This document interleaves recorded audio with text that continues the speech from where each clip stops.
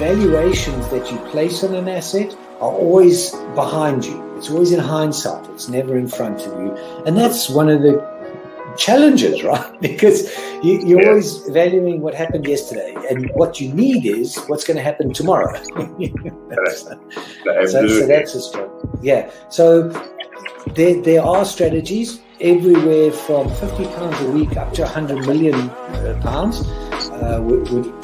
and they're different. Right? They range differently from everyone, but and from country to country, to be fair. Different countries have different tax laws, so different vehicles. But from your point of view, at the sort of normal end, I'm not going to call it the low end because I'm in that boat as well. It's as tax efficient as you can get it. That's where you start. You use all the tax efficiencies, and then you step up into different things.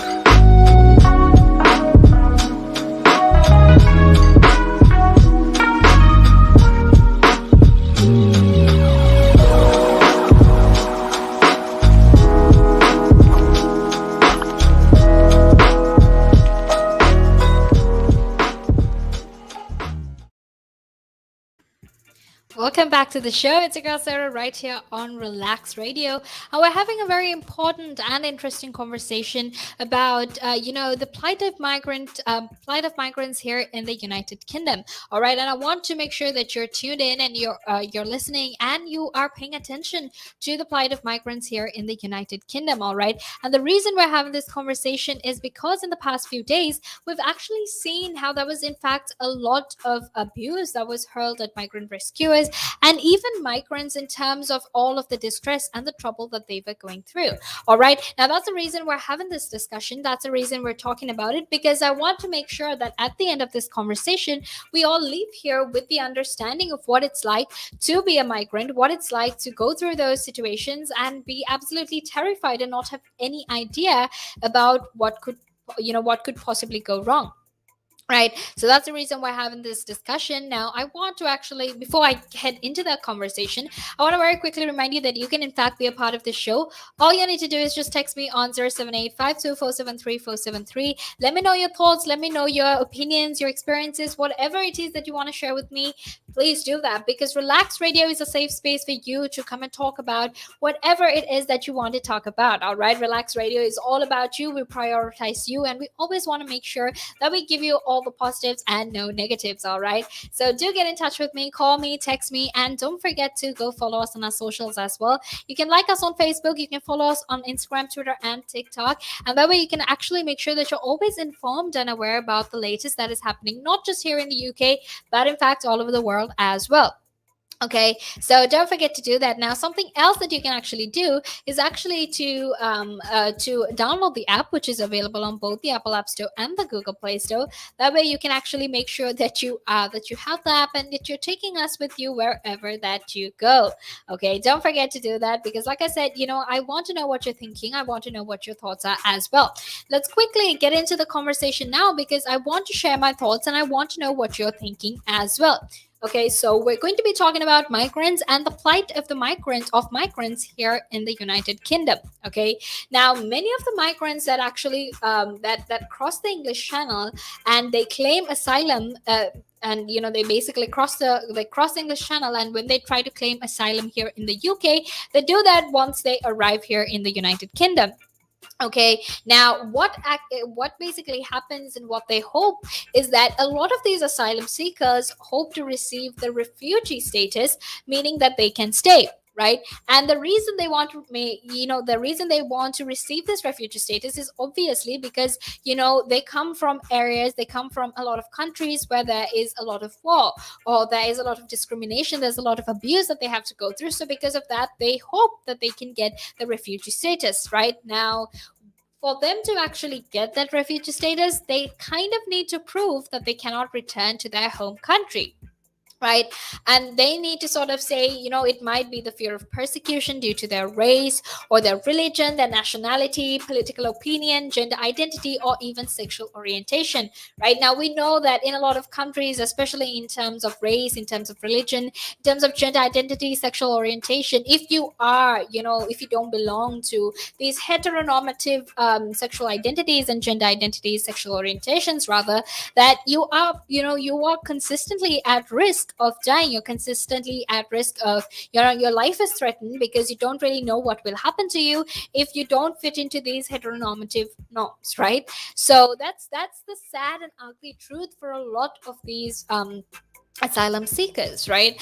And as easy as it is for you to stand behind a keyboard and type something terrible about them, or as easy as it is for you to look at their face and shout something that is horrible, to verbally abuse them, it's actually not easy being a refugee, right? And I'm going to be talking about it because I want you to understand that when it comes to being a refugee, when it comes to the sort of problems that you go through as that problems that you go through as a refugee, that kind of life is very, very hard, right? And the reason I'm saying this is, when you're a refugee, you basically, you're in the middle of nowhere, right? You're in a new country altogether. So that sense of identity you're having an identity crisis, you're feeling homesick. And sometimes it might be just you that came leaving your family behind because you wanted to sort of create your way before, or create an environment that was actually beneficial before you brought in the rest of your family, right? And in instances like that, obviously it is very heartbreaking, it is very terrifying, and it's very horrifying as well, which is something that a lot of people don't understand, right? And something that they assume, or something that they think, is that if you're a refugee, well, you don't belong here. And how many instances, how many documentaries, how many movies have we actually seen where refugees had to face this kind of thing? All right, so that's pretty much the general consensus that exists with regard to these refugees. Now, they can actually include their partner or even any children under 18 in the application if they're also in the United Kingdom, right? Now, decisions with regard to what exactly is going to happen to them are actually made by the caseworker, because they look at things such as the country of origin of the asylum seeker or evidence of discrimination, right? And this is actually supposed to be done within 6 months. However, obviously with all of the other, it getting backlogged and all of the other things, it actually takes much, much longer. So they have to wait much longer than 6 months to actually, claim to claim refugee status, or rather, to claim asylum. So it takes a while for them. And if they finally do claim that asylum status, or rather, if they do claim asylum, they have to actually wait 5 years before they can apply to settle in the United Kingdom. Right. And alternatively, they might actually get permission to stay for other humanitarian reasons as well. Right. And obviously, some of these other humanitarian reasons are, things that the caseworker will consider, will think about before they finally decide and make that decision to see if these people can actually stay here in the United Kingdom. Now, after 5 years, there's actually, once they get the settled status, or once they get the refugee status here in the UK, what they can actually do is, sometimes even if they stay for 5 years and they don't get it, it means that they can actually be sent back to the country they came from, which means that going back to that country could actually result in a death penalty and unlawful killing, or even things like torture or degrading treatment, and even threat to civilian life, right? So that is an important conversation, and that's why we're having it. Now, make sure you stay tuned, because right now we're going to head into a small break, and don't worry, because after that we will be back to make sure you're informed and updated about everything that happens, not just here in the UK, but in fact all over the world as well. So don't forget to do that. Again, but now, if you say to a child, if I went up to a child and said, "You've had one to forget," God, there'd be an inquest. Me, why did you reject my son? Oh, I haven't rejected your son. I want to talk about, how the generation gap, how much it's changed, especially when you check the youth nowadays in comparison, to people back in the day. I'd say when I was younger, it was more disciplined. Not now. In comparison to now. Not at all. Not now. The way things are Nowadays, the younger generation, you seem that they can't accept the word no, if that makes sense. They can't accept rejection, essentially, is all you're trying to say. Yeah, they can't accept the word no. So if you, how did I do? Or you didn't do very well, and they get upset, you know. And when I was a youngster, my father used to say to me, because I used to be sport mad when I was very young. Well, I still am sport mad, but like participating in different sports. And if I had a bad game, for example, he'd say to me, "You had one to forget." That's it. Your dad sounds like a smart guy. I mean, yeah, that's the real fact of the matter. Yeah. You know, he'd say to me, "You had one to forget. Get over it," and that was it. So I dust myself down and do it again. But now, if you say to a child, if I went up to a child and said, "You've had one to forget," God, there'd be an inquest. An inquest. For me, why did you reject my son? Oh, I haven't rejected your son. Or daughter. I've just told them that they need to buck their ideas up. That's the truth right there. I mean, if you think about it, if you check the generations, like right now in the US as well, I've seen a lot of these things as well. In the UK, you know, you get medals for participation. But what's the point? What are you trying to? Yeah, what's the point? Either you win or you lose. People are so afraid to put that whole notion of losing. You know, when it comes to right now, the generation gap is just crazy. You know how much. A lot has changed. Social media has taken control of our lives, and we don't even realize it anymore. We're crippled because of it. That's absolutely right, Nick. Because, as you said, you know, nowadays it seems that you get rewarded for failure. You know, for the life of me, Nick, I can't get my head around that. Perhaps I'm just getting old and morbid. I don't know. I just can't get my head around how you could be rewarded for failure.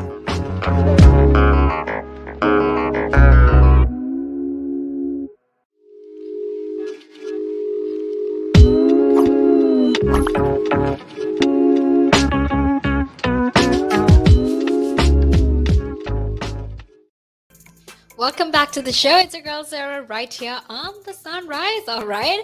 Okay. And that was like just me and the TV in sync. All right. I was very, very excited about that as well. But anyway, it's your girl Sarah right here on the Sunrise. And I'm very excited to be here because we're having a very important conversation. All right. And the reason I'm telling you this is important is because a lot of us tend to, have a very negative perception attitude towards migrants. Right. And I'm here to help you understand why exactly that kind of perception, that kind of attitude is in fact quite harmful and in fact, terrible as well, because like I said, it does not hurt for you to exercise some basic human decency, some basic human empathy, right?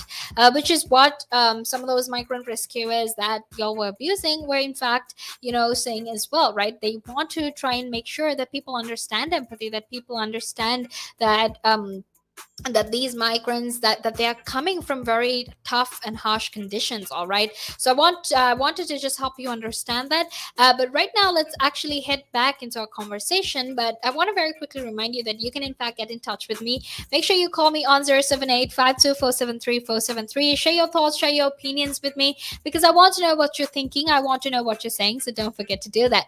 All right, and obviously something else that you can actually do is to go follow us on our socials, which is Facebook, Instagram, Twitter, and TikTok. Like us on Facebook, follow us on the rest of that, and don't forget to subscribe to our YouTube. Okay, and the reason I'm obviously telling you that is because I want to make sure that you are updated and you're always informed and you're always a part of this conversation that happens right here on Relaks Radio. All right, don't forget to subscribe, don't forget to like, don't forget to follow us as well, and don't forget to download our app. Now our app is available on both the Apple App Store and the Google Play Store, so you can download it and listen to it from either your iOS device or even your Android device. But what's important is that you download our app, you get in touch with us, and you connect with us, because I want to know what you're thinking, I want to know what you're feeling, and I want to know the kind of thoughts that you're having, the opinions that you're having, because I know that you would love to share your thoughts with me as well, because Relaks Radio is all about you. We want to hear what you're saying, we want to hear what you're thinking,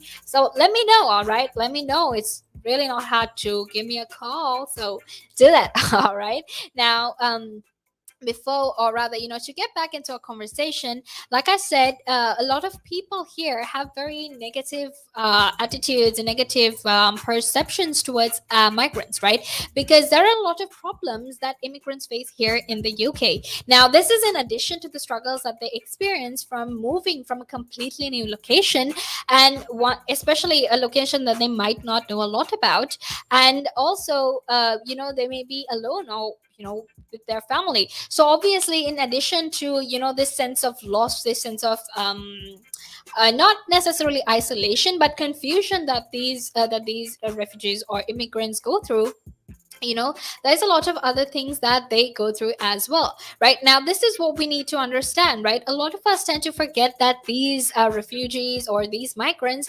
are human beings themselves, right? And we tend to forget that they themselves are already facing something that is much, much worse. Look, you and I, we get to live in this country where things aren't bad. We don't have a war, we don't have bombs falling on our roofs, and we're not, our lives aren't as threatened as theirs are. Our lives aren't threatened as all, right? So obviously, immigrants, not just here in the UK, but in fact all across the globe, can experience similar changes, right?